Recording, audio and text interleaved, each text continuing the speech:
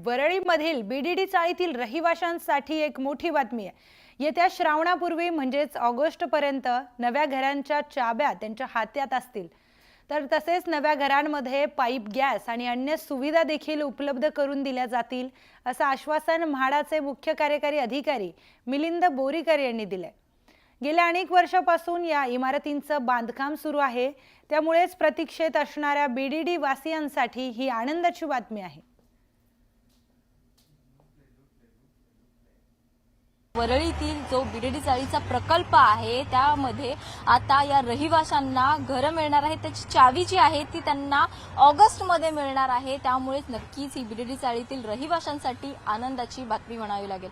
आपण ज्या ह्या बिल्डिंग पाहतोय हाच प्रकल्प आहे जो बीडीडी चाळीतील रहिवाशांसाठी उभारण्यात आलेला आहे। एकूण या 7 इमारती आपल्याला पाहायला मिळत आहेत आणि या 7 इमारती ज्या आहेत त्या 40 मजले या इमारतींना लाभलेले आहेत। तसंच पार्किंग स्लॉट देखील या ठिकाणी देण्यात आलेलं आहे। गेल्या अनेक वर्षांपासून या बीडीडी चाळीतील प्रकल्पाचं काम जे आहे ते सुरू आहे आणि आता जी माहिती मिळत आहे त्या अनुषंगाने या प्रकल्पातील जे रहिवासी आहेत त्यांना त्यांच्या हक्काचं घर मिळणार आहे। त्या घराची चावी मिळणार आहे। ऑगस्ट पर्यंत त्यांना त्यांच्या हक्काचं घर मिळेल असं म्हाडाकडून सांगण्यात येते। तसंच जे मंत्री आहेत आशिष शेलार त्यांनी देखील ही माहिती दिलेली आहे की ऑगस्ट पर्यंत या रहिवाशांना घर मिळणार आहे।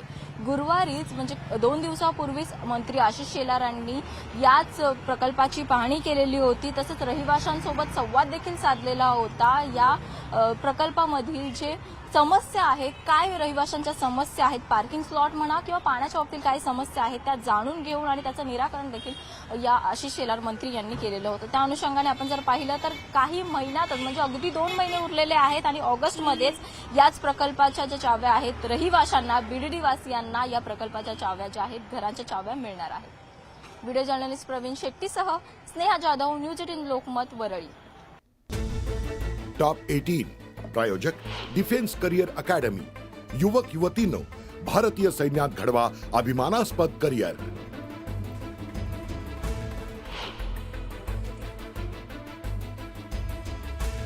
बीड जिल्ह्यातील आष्टी तालुक्यात झालेल्या मुसळधार पावसामुळे टोमॅटो उत्पादक शेतकरी संकटात। हातातोंडाशी आलेला घास हिरावल्यानं शेतकरी हताश।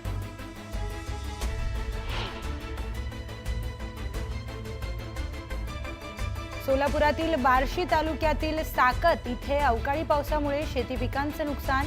पंचनामे करण्यासाठी आलेल्या अधिकाऱ्यांना नदीच्या पाण्यातून वाट काढत जाण्याची वेळ।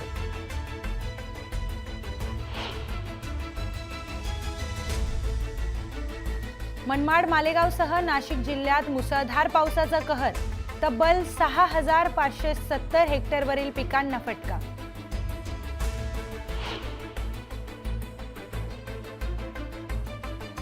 सिंधुदुर्ग जिल्ह्यातील कलिंगड उत्पादक शेतकरी मेटाकुटीला। पावसामुळे कलिंगड बागा अक्षरशः पाण्यात।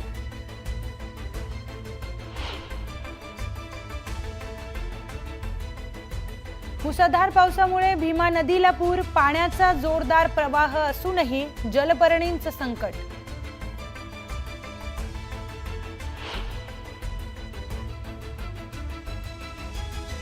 सरपंच संतोष देशमुख हत्या प्रकरणानंतर बीड पोलीस दलात मोठे फेरबदल। 606 कर्मचाऱ्यांनंतर 19 पोलीस अधिकाऱ्यांच्या बदल्या।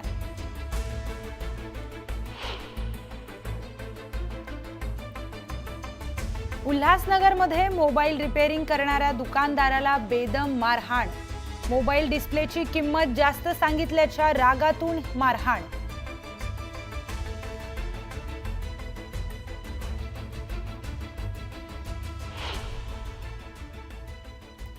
तर दिवसभरातील मोठ्या घडामोडींचा सविस्तर आढावा आपण घेतलाय। आता आपण वेगवान घडामोडी पाहणार आहोत। सुरुवात महत्त्वाच्या बातम्यांनी। महत्त्वाच्या बातम्या प्रायोजक पुष्कराज रागी डिलाइट्स, महाराष्ट्राचं लाडकं आणि नंबर 1 नाचणी सत्व।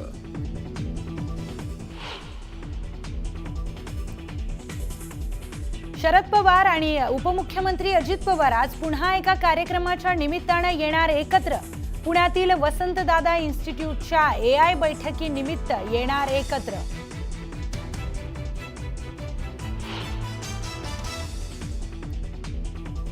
आता येऊन तोंड काळं करून जातील. गुलाबराव पाटलांचा राऊतांवर निशाणा. तर लोकांचा तोंड काळं करायला निघालेले पालकमंत्री राज्याचं तोंड काळं करतायत. संजय राऊतांचा पलटवार.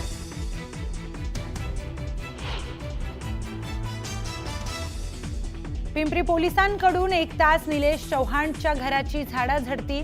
तिजोरीतील शशांक हगवणे, लता हगवणे आणि करिश्मा हगवणेचे 3 फोन घेतले ताब्यात.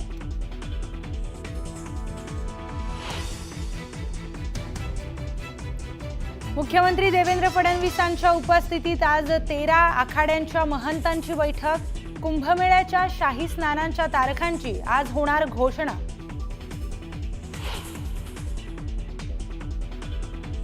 राज्यातील इलेक्ट्रिक वाहनांच्या टोल माफीचा निर्णय कागदावरच. सरकारी GR निघून देखील आठवडा उलटला तरी टोल वसुली सुरूच. खालापूर टोल नाक्यावरचा वकिलानं काढलेला व्हिडिओ समोर.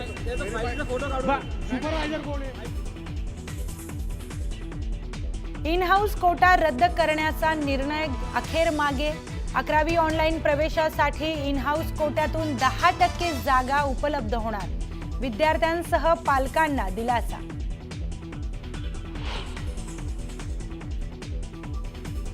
व्यावसायिक सिलेंडरच्या दरात 24 रुपयांची कपात. छोटी मोठी रेस्टॉरंट, धाबा चालकांना मोठा दिलासा.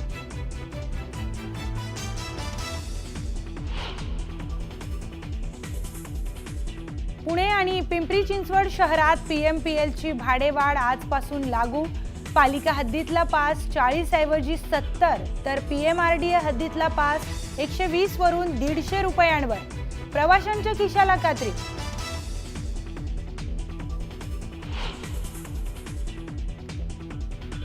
राज्यात कोरोनामुळे 2 रुग्णांचा मृत्यू. सातारा आणि वसईतील रुग्णांचा उपचारादरम्यान मृत्यू. नागरिकांना काळजी घेण्याचं आवाहन.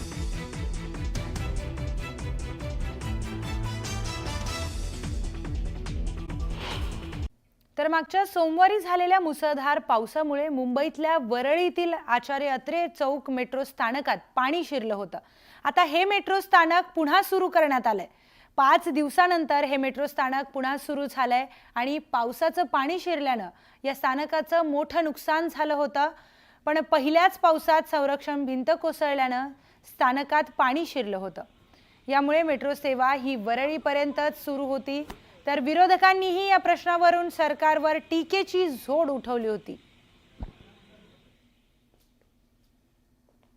आपण या मेट्रो स्थानकात आहोत. हा संपूर्ण परिसर जो आहे तो जलमय झालेला होता, कारण 26 मे रोजी मुसळधार पाऊस मुंबईमध्ये कोसळत होता आणि त्याच दरम्यान हे जे काही दिवसांपूर्वी उद्घाटन झालेलं हे जे मेट्रो लाईन आहे म्हणजेच ॲक्वालाईन 3ची याच दरम्यानचं नवीन स्टेशन म्हणजेच आचार्य अत्रे चौकचा जो परिसर आपण पाहतोय याच परिसरामध्ये बऱ्याच प्रमाणात पाणी साचलेलं होतं आणि त्यामुळेच हा जो आचार्य स्टेशन आहे हा बंद होता. 26 मे पासून तो पूर्वरत करण्यात आलेला आहे. 31 मे रोजी म्हणजे 5 ते 6 दिवस हा जो संपूर्ण स्टेशन आहे तो बंद करण्यात आलेला होता. प्रवासी या ठिकाणाहून प्रवास करू शकत नव्हते.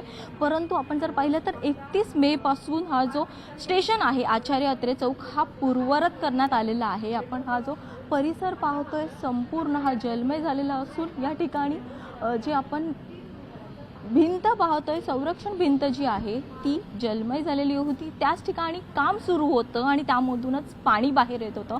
म्हणूनच या परिसरामध्ये बऱ्याच प्रमाणात पाणी साचलेलं होतं आणि म्हणूनच हा जो स्टेशन आहे तो बंद करण्यात आलेला होता.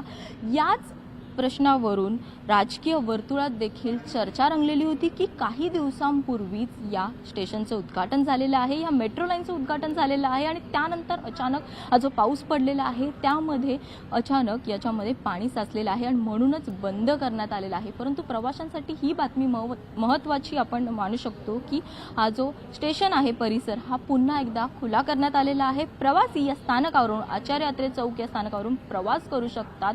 31 मे पासून प्रवासी या स्थानकापासून प्रवास करू शकतात. व्हिडिओ जर्नलिस्ट प्रवीण शेट्टीसह स्नेहा जाधव, न्यूज 18 लोकमत, मुंबई.